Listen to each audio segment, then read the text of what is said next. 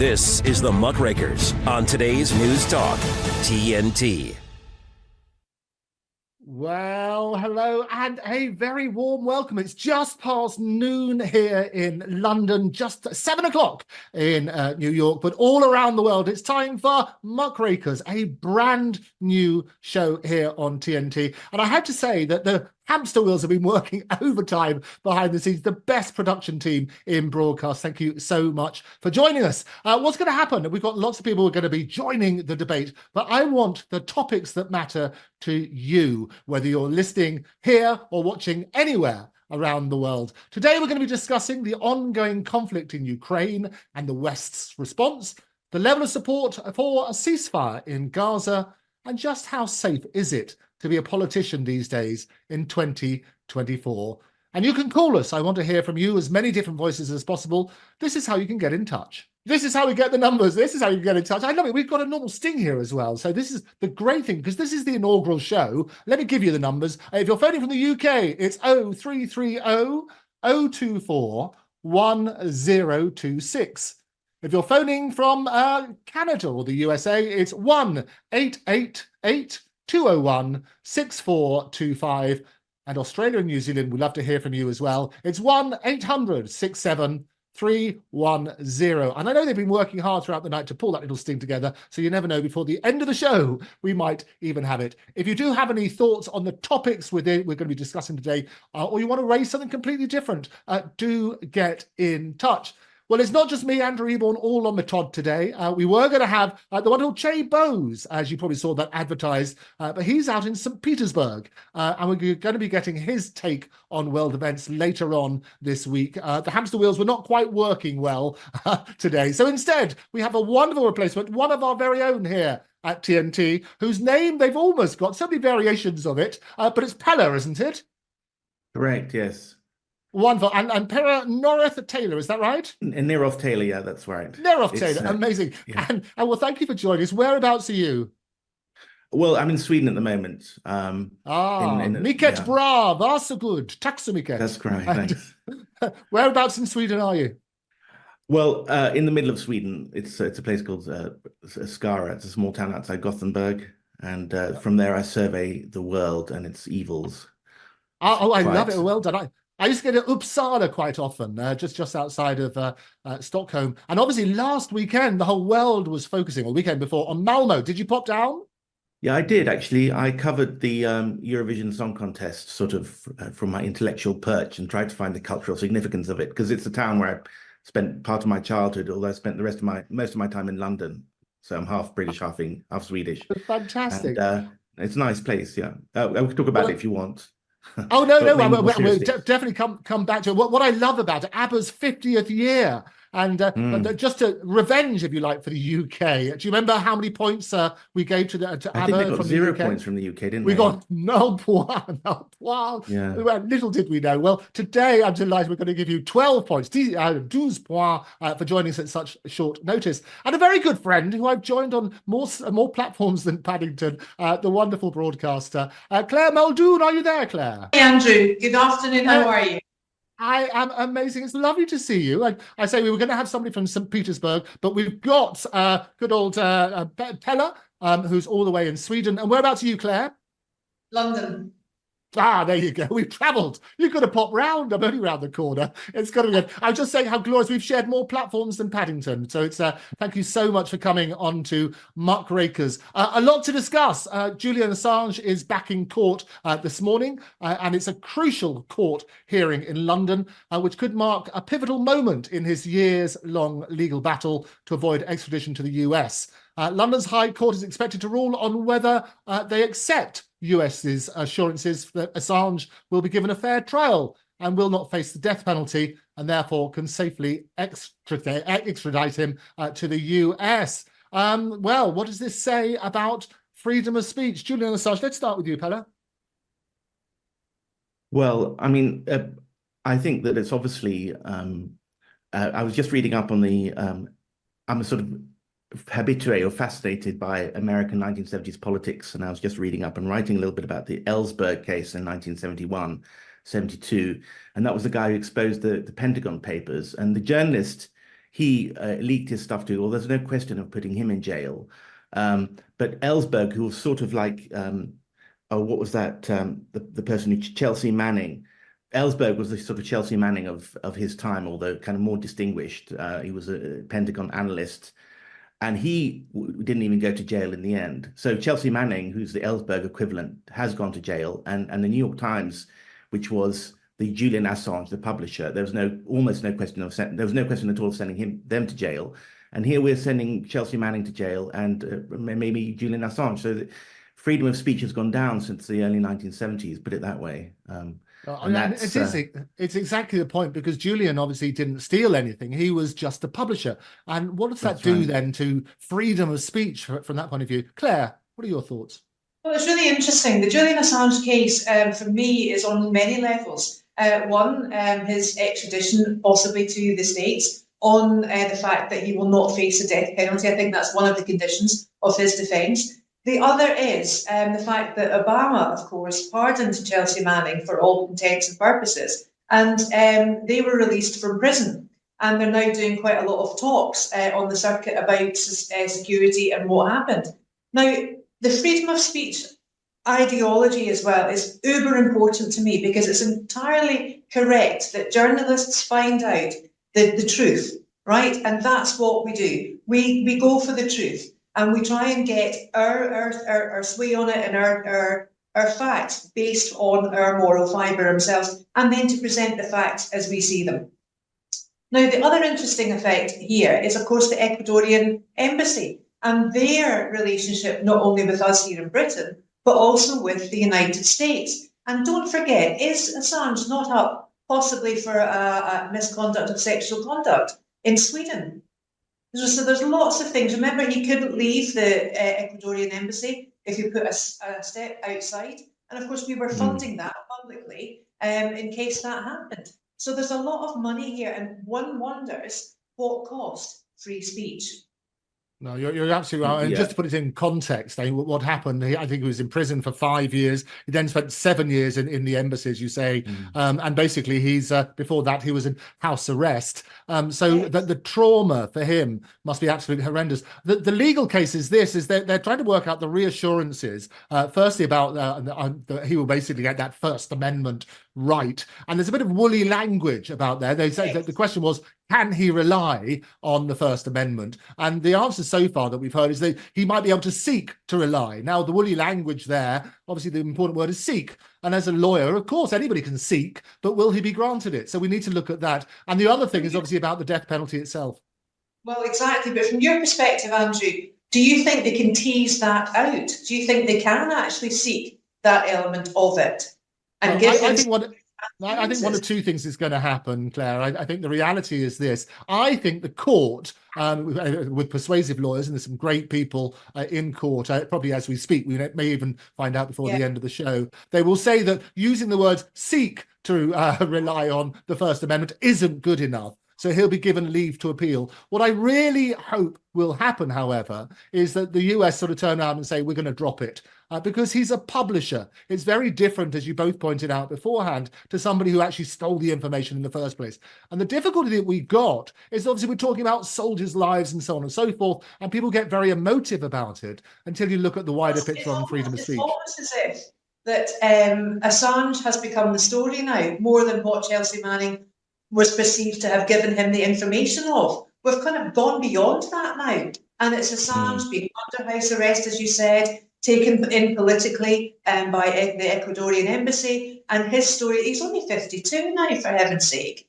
I mean, I think he definitely is the story, more so than what happened. Yeah. So well, I mean, Pelle, do you think he's been made an example of, Pelle? Do you think that's what's probably happening? Well, I think there's a personal grudge thing involved. But I mean, with Hillary and it's obviously they're stuck in this narrative of the Russians used WikiLeaks to steal the election on behalf of Trump in 2016. And, Hillary buries a grudge very reluctantly. And I think I think so. Because I can't understand what were the secrets that Julian Assange, I mean, it was a cavalcade that we were all part of and hugely enjoyed it in a sort of icky kind of way, even the sexual. I remember reading hundreds of comments on the Swedish websites who'd read leaked stuff from the Swedish police about whether there was truly rape or not. It was like a tabloid story almost. And it cemented Sweden's NATO affiliation for sure, because British intelligence were all over that, But I don't know. I just kind of find myself wondering, because Julian Assange didn't leak any top secret classified secrets. I think they were excluded. So what was the really devastatingly important stuff that he actually leaked that made such a difference to our understanding of the world? As I understand it, there was so much information released which did endanger the lives of a number of soldiers, British and also US. And that's the thing. It was an absolute dump of all the information that nobody filtered it beforehand. And there's zillions and zillions of pages of this sort of information. And that was part of the problem. And that's why they're saying it's so important. So the question, I think, is absolutely that, is that, do you think there's concern regarding our freedom of speech? Because it's a step much further than saying we punish those who steal the information. We're now punishing the publishers as well. Yeah, I think so. Yeah. Sorry, Paul, you go first. No, not really. Aren't more secrets being published every day on X? Than what ever. I'm being a sort of contrarian a little bit, than Julian Assange ever published. So he was held up as a martyr, and I think everyone is locked into their positions, and he's become a symbol of something, and somehow. What's his face, Biden and the Biden team and Obama can't drop it. Or perhaps they will now, but they're looking for the best moment to garner popularity with the people who care about that and win those votes back for people who are really disgusted by Gaza or whatever. And so I think Jake Sullivan and co, they're really politically minded, and I think my intuition is that they're looking to drop it and get rid of it. But I think it's an interesting take with the elections looming, whether this would be a vote winner if they did drop it. What do you think, Claire? It depends which side you're on, I suppose. Where does this end, or what is going to be the next one? What's the next team of people, of journalists, to come up and say, this isn't happening, this is happening, or this isn't happening the way it should be? And I think there's so many, because I think the real issue here, the crux of the matter, Andrew, is the fact that everyone thinks they're right. Everyone thinks that they are, and sometimes facts get lost in translation, but also lost in the way. And then people could think, oh, this is my story, this affects me, this is the way it makes me feel, and therefore everyone is held to account for that one person. But I preferred the whole, this is WikiLeaks, this is something happening. Chelsea Manning, when they were a soldier in the US Marines, did give information, classified information. I want to know what that classified information is. Is it a case of, if it goes against, that's another really good point, actually, because where does the judgment call come? Where is the line drawn between what we need to know, what we should know, and what the facts actually are? Who makes that judgment call? And I think the mainstream media have not done a very good job through COVID, through lockdowns, for holding our politicians and the farmers to account. And I think we're seeing the progress from that now, in terms of the blood contamination cases as well that's coming through, unrelated to COVID, of course, but however, great nonetheless. So freedom of speech, getting the facts out. What do we do? How do we measure it? How do we guard it? Hold that thought, Claire. You're absolutely right. We're going to go for a quick break. Do get in touch with us. You're watching today's News Talk. We'll be back after these messages. Wait a minute. Don't touch that dial. Hey, don't touch that dial. People need to wake up. Today's News Talk, TNT. Well, welcome back. It's Andrew Eborn here with the Muckrakers and our inaugural episode. And the joys, the spanners are in the works, but the brilliant team behind the scenes have done things. We're talking about Julian Assange. We're talking about Gaza. We're talking about Russia and the Ukraine, all the hot issues. And I really want to hear from you. And the great thing is, here are the numbers coming up now. Our lines are open. From the U.S. and Canada, call 1-888-201-6425. From the UK, call 033-0024-1026. And from Australia and New Zealand, call 1-800-670-310. Free speech is alive and well on today's News Talk, TNT Radio. Free speech, absolutely, but not necessarily free from consequences. We're going to find out about Julian Assange, maybe even before this very programme finishes. I want to hear your views. Do get in touch. Let me know you've seen the numbers. Let's also talk about this, about human rights. And the University Network for Human Rights has been finding that Israel is committing genocide against Palestinians in Gaza. A big issue this. They say basically Israel's actions since October 7th have committed genocide against the Palestinians. There have been 77,765 others have been injured. About 34,568 Palestinians at least have been killed. What are your thoughts on that? Let's start with you, Pelle. Well, I think that it's a prestigious series of universities involved in this, Boston University, Cornell University, and their lawyers. So it's the sort of thing that it's a very important paper. I was reading through some of it at the weekend, actually, because Basil on my show is very engaged in the topic. And I think that to some extent, the West is being hoisted on its own petard because they were in the international criminal courts on Rwanda and Yugoslavia.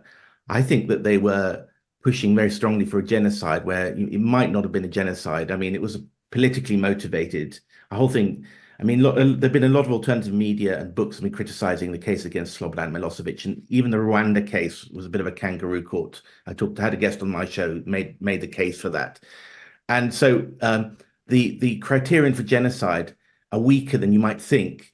And so if they were guilty of genocide in Serbia, then certainly they were in Israel.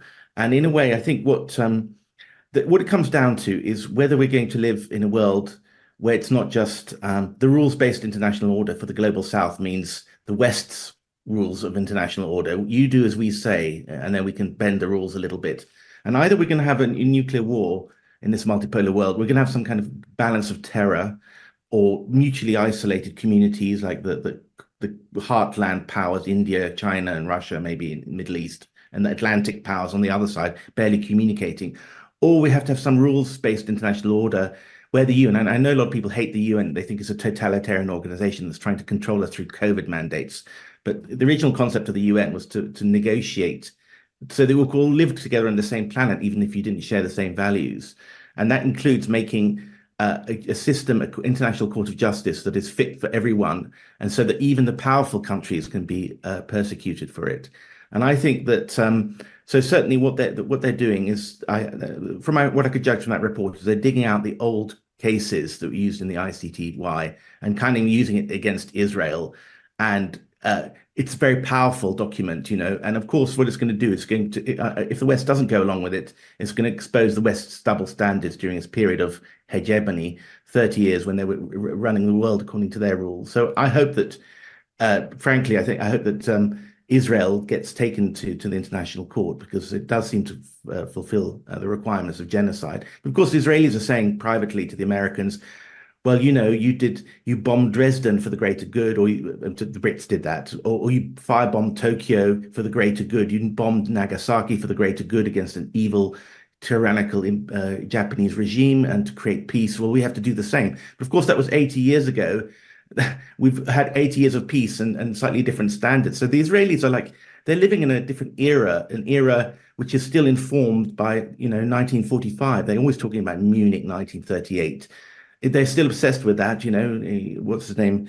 Netanyahu was born in 1948 or whatever, and they're stuck on that story. And it doesn't go down well with young Americans, Jewish and non-Jewish, who've been raised on this kind of kumbaya world of justice and rights for minorities and for the non-white community.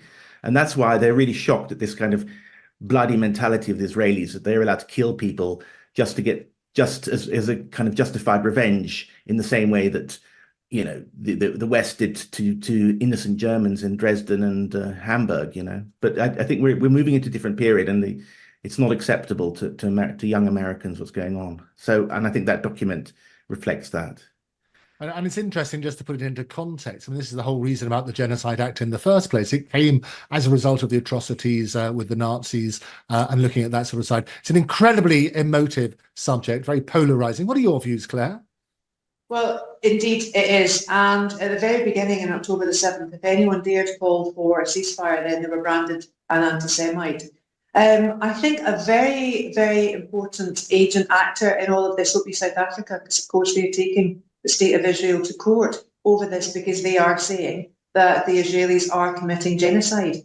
Now, whether you think that, not you per se, but one in general, thinks that it's retaliation for the atrocity of Hamas on the 7th of October, and that is their starting point from their reservation from the fact that they can then bomb and kill the Palestinians in retaliation for what happened, or as closer to home here in London, some of our top universities, both Russell Group and Oxford students are coming out, and I think 80% of them are actually in more aligned to having a ceasefire and more aligned to the pro-Palestinian cause. It's an incredibly difficult, a very, very tense subject to even have a conversation about, but that's indeed what we have to have. And we have to be open and honest about it. And the definition of genocide is clearly to wipe out a group of people through ethnicity, through race, through creed, through colour, whatever, to try and get rid of them. So the question is that what Israel are doing in defence of Israel? Or are they trying to wipe out the Palestinians?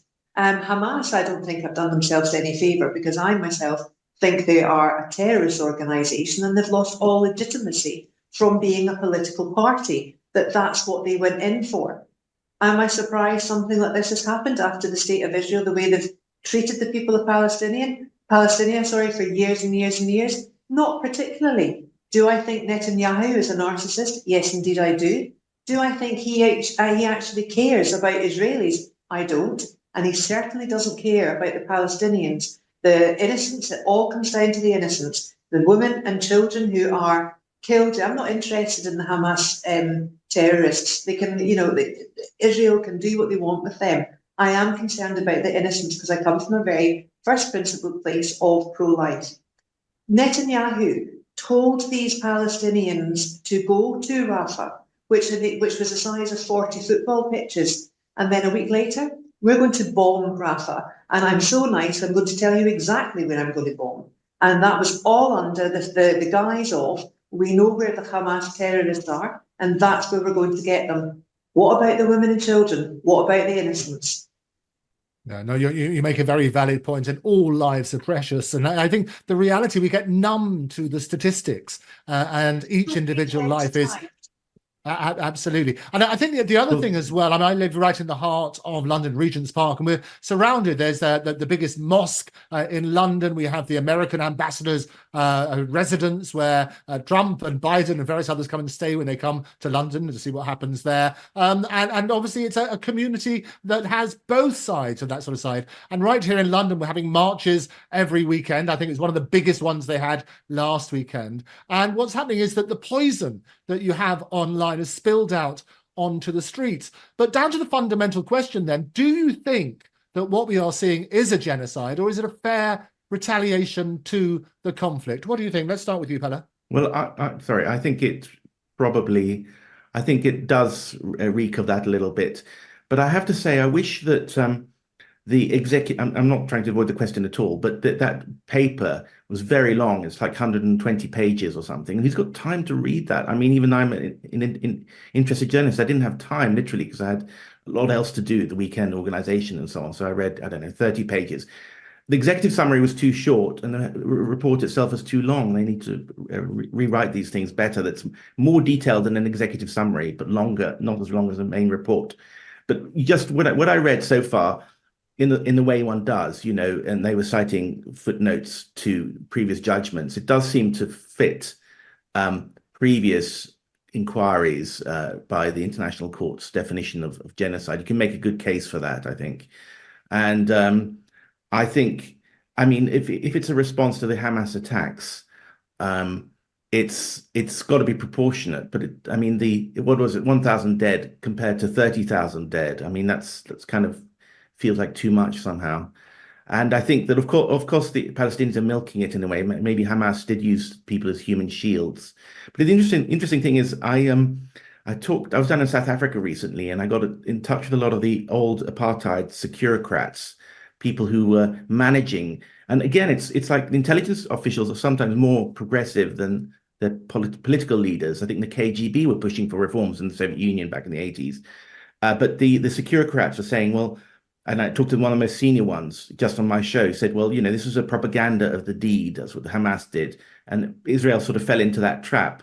And they are losing support of the entire global south. And of course, the Russians and Chinese are pointing out that the double standards that the Europe has, supporting Israel, allowing them into Eurovision, when the Russians were taking great care to avoid civilian casualties. And there was a huge fuss when they bombed Mariupol theater and 60 people died. Well, I mean, that's in 5 minutes work for the Israelis. So I think it's worse than a crime. It's a mistake, as some French general said, in the sense that the West is being dragged down in global public opinion. I mean, it's only like the East Europeans who really support the West at the moment. But in China, Turkey, Brazil, Africa, the West is really being dragged down by Israel. And on the Ukraine issue, I mean, we're really rapidly losing support. And whether that's fair or not, that's a fact that we've got to deal with, because people's opinions are like facts, in diplomacy. We can't take on the whole world. We can't take on Africa, can't take on China, India, Turkey, Indonesia, South America. So I think we've got to do something, be more proactive vis-a-vis Israel somehow, because it's disastrous, this conflict. It is certainly disastrous. And as you say, it's a massive report. But let me push you on this then. So is it genocide or a fair resolution to the conflict, fair retaliation? What is it? I say not fair retaliation and maybe genocide. I'd have to read that and think about it for a week before I came back to you. But Claire, I put Claire on the spot. Same thing. Genocide or a fair retaliation? Genocide. Okay, thank you very much indeed. Let's have a look. I do want to hear your opinions as well. Here are those numbers. Our lines are open. From the U.S. and Canada, call 1-888-201-6425. From the UK, call 033-0024-1026. And from Australia and New Zealand, call 1-800-670-310. Free speech is alive and well on today's News Talk, TNT Radio. Free speech is indeed alive and well right here, and you always have the right to state your opinion. It's a very emotive subject, and we do want to hear from you. Do call in and let's hear your voice. And interestingly, most Britons, a new report as well, most Britons back an immediate ceasefire in Gaza and Israel. Apparently more than 70% of British people support an immediate ceasefire in Gaza. This is a new survey, and it indicates that as pressure is rising on the government to adopt a firmer stance against Israel, among those who voted for that were the governing Conservative Party in 2019. 67% backed an immediate ceasefire, while 86% of Labour voters backed the call. The United Kingdom, however, has refused to call for an immediate ceasefire. And in December, the UK Foreign Secretary David Cameron and his German counterpart wrote in the Times saying, "We do not believe that calling right now for a general and immediate ceasefire, hoping it somehow becomes permanent, is the way forward." Let's start with you then, Pelle. Do you back a ceasefire in Gaza? Absolutely, yeah. Claire? I have from day one. I really have from day one. I think it's just an absolute waste of life and a waste of energy. And Israel has been America's buffer against Russia for so long that, we really need to contain everything and go urge everything for a ceasefire. Definitely have to. Well, why do you think then the government is so reluctant just to come out and say stop? Because of the stance of Israel being pro-Israel. Israel is the buffer, the West buffer to Russia. I mean, there was talk even at the time of the Ukraine war, at the start of that Russia had turned the taps off and of the gas and oil, etc. They want to blame instead of realising what they've actually got on their doorstep. And I don't think Macron has been a useful agent in that at all. He's just walked away, washed his hands. We haven't heard of anything about it from him. And yet we look to South Africa that are taking Israel to court. They're making the stance, because they've been through apartheid. We need to really take control of this if we want things to move forward in a really concise way, in a peaceful way. I think you're absolutely. Let's go for it, Pelle. the Israeli. I mean, I don't know, but I talked to a guy who's really followed the Epstein case for 20 years, Ghislaine Maxwell and Epstein, and whether he was a Mossad agent, and whether Maxwell Senior was a Mossad agent. Incidentally, I used to work for the European newspaper, which was Maxwell's paper, in which Ghislaine was a Paris correspondent. Yes. Were you part of that? Maybe I could have been. Not to my knowledge. I never say never. I might have happened one Thursday, Yeah, no. but I certainly anyway, remember he it. died. But he was allegedly killed by Mossad. Maybe I don't know. But Mossad are the assassination machines of international politics. And even Ronan Bergman wrote a book. I suggest you Google it. He talked to a lot of people on the record, and he's a security correspondent for Israel's largest paper. Israelis killed assassinated thousands of people, including very senior people. And I think their entrapment operations are huge, potentially. So I talked to a guy who's written a lot about Epstein, and was Epstein a Mossad agent, and how many recordings? And he trafficked girls as young as 10. So it wasn't 15 or 16-year-old girls who were above the age of minority. And it was just embarrassing when Prince Andrew was consorting with a 16-year-old girl. I mean, these were kids of 9 or 10. That's his words. And so are there banks of videos and audio recordings that sitting somewhere in Tel Aviv, of Western politicians doing bad things? And is that why Israeli has this huge sway over what people It's are an doing? interesting one. Just to be clear, when I say were you involved, I thought you were talking about the European newspaper, not about all the other stuff and stuff like that. Oh, no, I was about to. I was going to say, I certainly was involved in any of the other bits and pieces. So let's make that abundantly clear. I always say, if you want to draw a crowd, start a fight. It's an interesting one on that. Let me make it slightly wider then. Do you think we have business being involved in the Israel-Hamas war? What do you think, Claire? Oh, that's a really tough one, because I think Britain pokes their nose into lots of things they really ought not to. But there's the arms dealing aspect here as well. There's money. There's look where Palestine and Israel the Gaza Strip borders. Egypt and the rest of the UAE aren't holding their hands up saying, Palestinians, come with us, come live with us. What on earth is going on? And Britain just wants to be this huge big player that they're really not. I mean, we talk about China, we talk about the trade there with China, and we'll stop this and Britain is so minuscule in comparison to the whole global trade with China that we really don't factor into anything. But we like to think we do. But unfortunately, we're as short on information as Rishi's trousers. Yeah, yes, Rishi's trousers. I thought they'd come up at some stage. I know you're a big fan of those. So it's always a joy. Interestingly, though, I mean, it's, as you say, it's an incredibly divisive topic. Is there a right and wrong in this? I don't know, because it's so polarised, Andrew, because people are either pro-Palestine or pro-Israel. There's really not much in between. So hopefully by having discussions like this, people can then actually see, well, there is that point, there's that point, and let's make up our mind. And that's what we're here to do. We're here to point out and lay out the facts.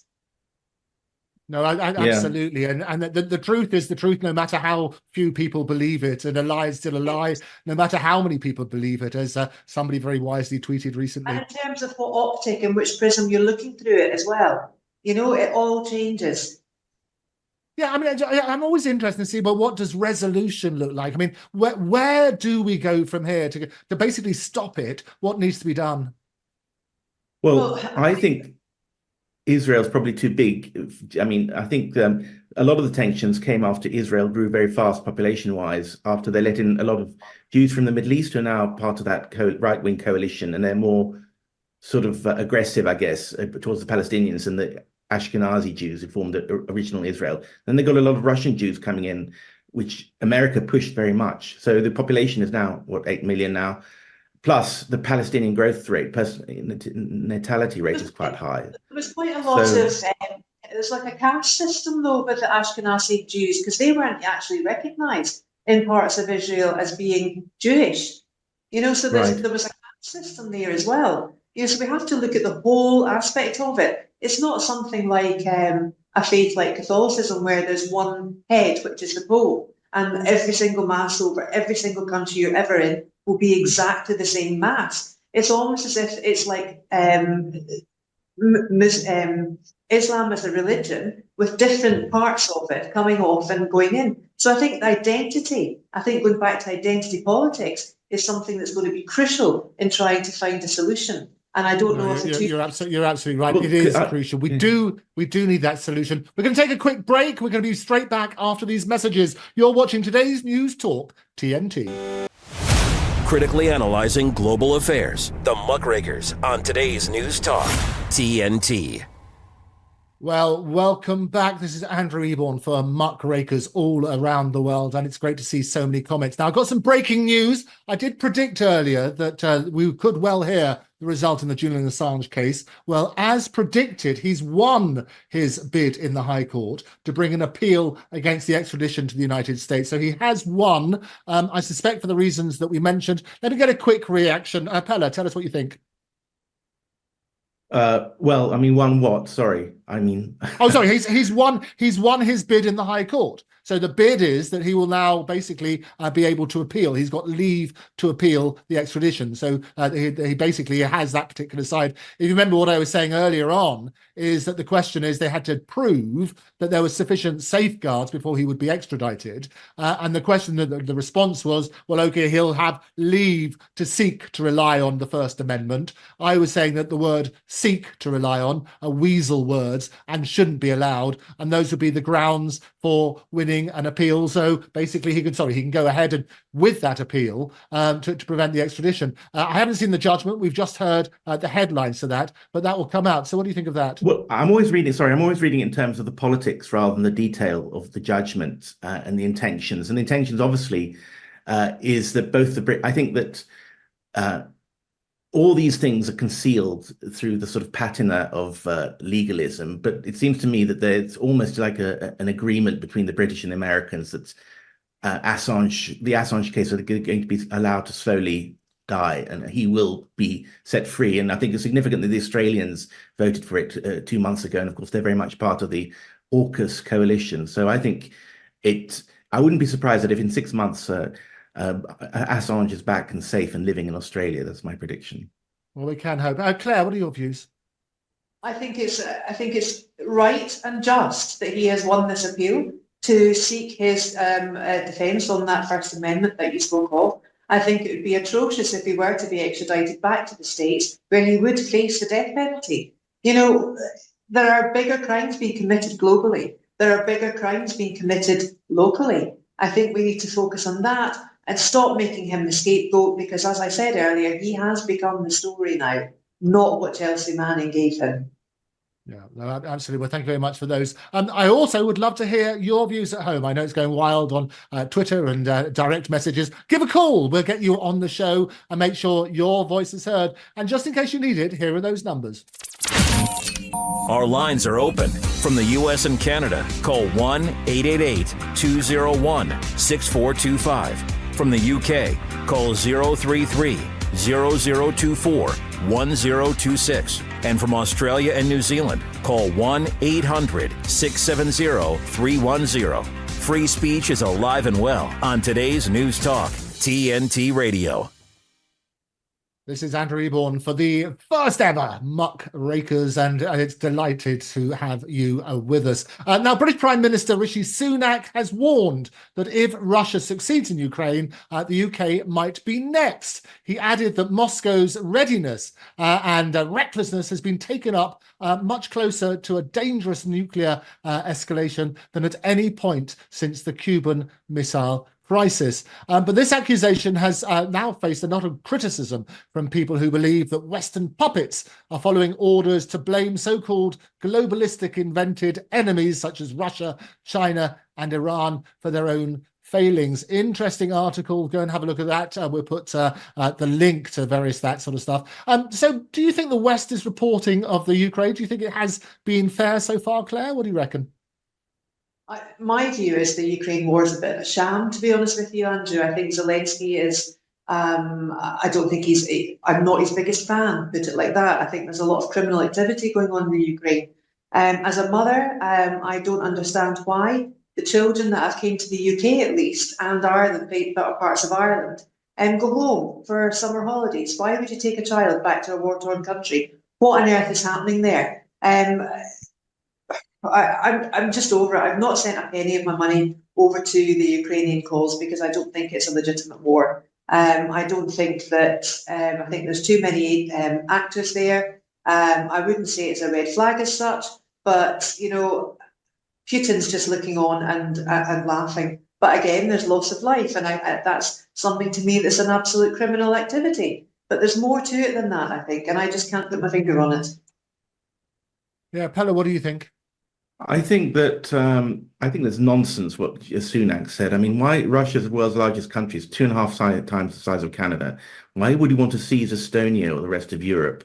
I mean, the background of the war is that the eastern part was Russian speaking. When Russia left its empire in 1991, there were a lot of minorities, Russian minorities all over the place. Russia's more or less left them alone. There's been no revanchism, nothing on Estonia where there's a large Russian population. But they made these Minsk Accords, which would have allowed the eastern part to stay in Ukraine if they provided guarantees in terms of language and other rights, much like, I don't know, the Quebec has certain French-speaking rights.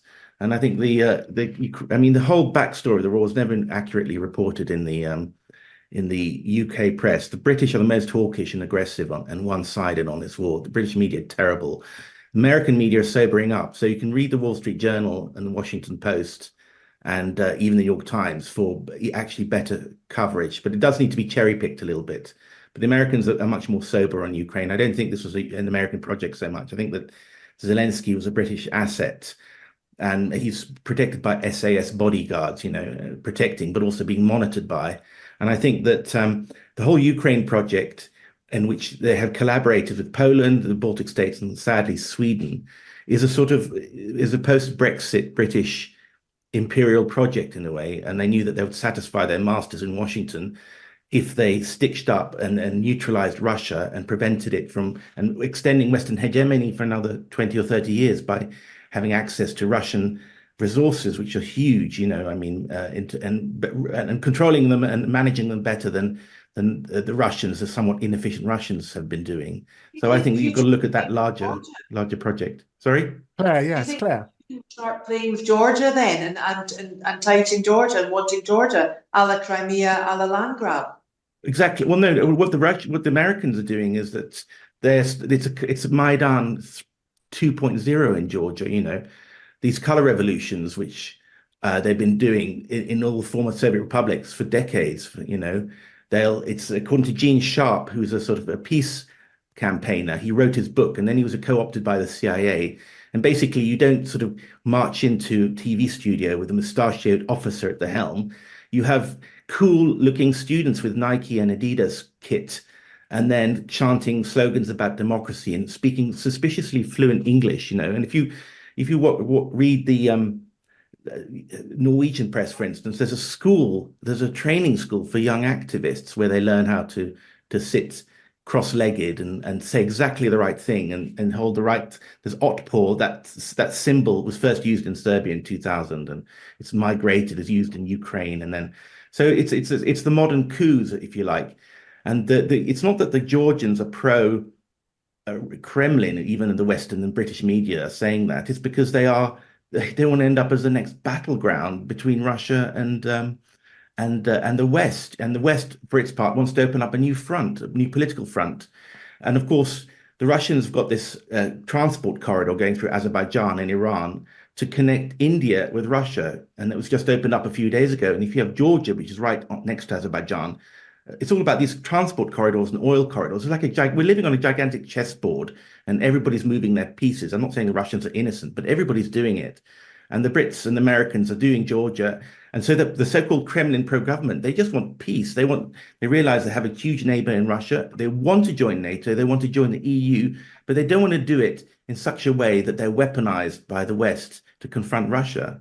That's simple. They don't want to be destroyed. And I think you can't blame them for it. And this color revolution stuff is unconscionable. I think leave them No, alone. it's going back to what we were saying beforehand. I mean, what does resolution look like? I mean, in this situation, what do you think, Claire?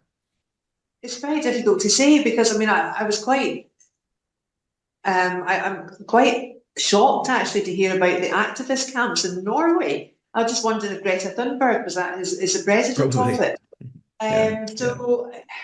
The optic of it all, with all of the landlines, etc. I actually made the comment at the weekend that Putin is a grandmaster chess player. I mean, they're all playing chess. It's all movable parts. Moody is another major actor that's going to come into all of this in India, and the rest of the. I mean, the world's in a horrible, horrible place at the moment. I've always said there's no doom and gloom with Muldoon, but I think, Andrew, you've managed to bring it down to a certain aspect that we're actually talking about doom and gloom at the moment, which is really sad because we've just had that, it's horrible. I just hope there's resolution out there, regardless of the colour of it, but I hope it's safe. No, you're absolutely right, and you and we love to provide light and shade as appropriate. We're living in very dark days at the moment, not least a very diseased information age. And so, what do you think? To what extent is our perception of the conflicts dictated by mainstream media? Well, I think it's wholly dictated, regardless of the paper that you actually read, because if kids under the age of 18 now get their news from TikTok. Okay, that's just the way it is. They don't sit down and read a newspaper. People now most people don't even sit down and read newspapers now. It's all online. It's very instant. It's very 24 hours a day, every hour, every second, every minute of every day. So what you'll find is people are polarised and they'll get their news sources from either the BBC, Al Jazeera, TNT, wherever, and they will then either slag it off or they'll accept it. And it's really difficult to try and put that through to people, put the facts through. When my kids were growing up, I always said to them, you need to read a complete panacea of papers from the FT to the Red Tops, and you need to form your opinion. But unfortunately, people don't do that now. It's on their phone. You're absolutely right. Well, it's a topic I'm sure we're going to revisit on Muckrakers, and do get in touch with your own views on that. I just want to bring in one final topic before we close the show. We've raced through this one, but it is important. The Prime Minister of Slovakia remains in hospital in a serious but stable condition after being shot several times last week. The man accused of attempting to assassinate the Prime Minister made his first appearance in court on Saturday, but with political tensions and divisions at an all-time high in all areas of the globe, how safe is it to be in politics these days? Let's start with you, Pelle. I think we're entering into a period of assassinations. I fear. I think that this several months ago, maybe as long as a year ago, Zelensky, in response to one of the rejections of his appeals for money and guns, was, well, we have millions of Ukrainians in Europe now, and they could easily be armed. So, I mean, they're possibly, what is it, 4 million, 6 million Ukrainians, a lot of them with military experience, very, very angry, desperate, panicky, desperate to turn the tide of war, which they're losing. And I'm surprised. I said that it could be used as a false flag or a warning. So either an excuse, they're going to blame it on Russia. I mean, I've done a lot of research on the Kennedy assassination. And on top of there was a CIA operation, but there was a very, very strong effort to try and lead the breadcrumbs to Russia, so that you could start World War III on the basis of killing an American president. And this was actually cited by LBJ when he was assembling the Warren Commission. He said, well, it could lead to Russia, so make sure you find a lone killer, which was officially what the Warren Commission did find it was Oswald. So they played it very safe there.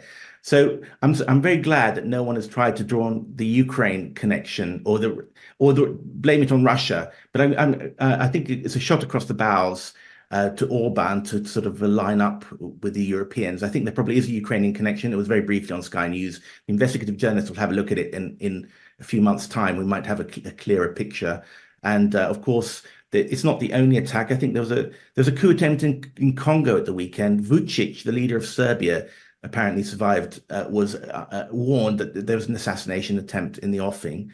So I think there could be a lot more of those things coming up. And we've also had because it the obviously Ukrainians here. are desperate and they're losing. Sorry. No, absolutely. We've also had it here in the UK. I mean, we've had David Amos and Joe Cox and the terrible murders of those politicians that have. Some people have sort of come on and say they can't stand it anymore. The risks and threats to their family, they're not going to do it. A quick word from you, Claire, because we're almost at the end. This is really sad, isn't it? It's a sad indictment because I've always pressed for people to go into politics. I'm fed up of those that go to Oxford and study PPE and are then air-launched into a constituency, a safe constituency, for two of the major players, Conservative or Labour in the UK. I would far rather they were homegrown, but I'm afraid to say it that the knife crime, especially in London, the crime all over the UK, the aspect of drugs and the illegal firearms and crossbows now, we're just not safe. I mean, that's the bottom line. And if you take up any reign of public duty, I think you really should take an undertaking to protect yourself as best you can. But the reality is the MPs are having their consultations in local public parks, libraries, buildings, and it's not safe for them. What do? I don't have the answer, Andrew, but I would far rather we lived in a much nicer environment and propelled people and positive people to become great members of parliament. Because I think if we've got great people manufacturing things, helping us, then I think we're all going to be in a better life. Okay, no, well, thank you very much indeed. And what we want is some positive votes. And apathy has been the biggest winner, hasn't it, in the elections recently? 32% in some places. You're not even voting positively. It's flown by, the first edition of Muckrakers. Pelle, thank you so much for stepping in. Claire, you've been brilliant as always. I hope to see you all very soon. Do get in touch. It's a joy to do this. I will be back with you tomorrow at 12 o'clock here on TNT. This is your voice that matters. This has been Muckrakers. I've been Andrew Eborn.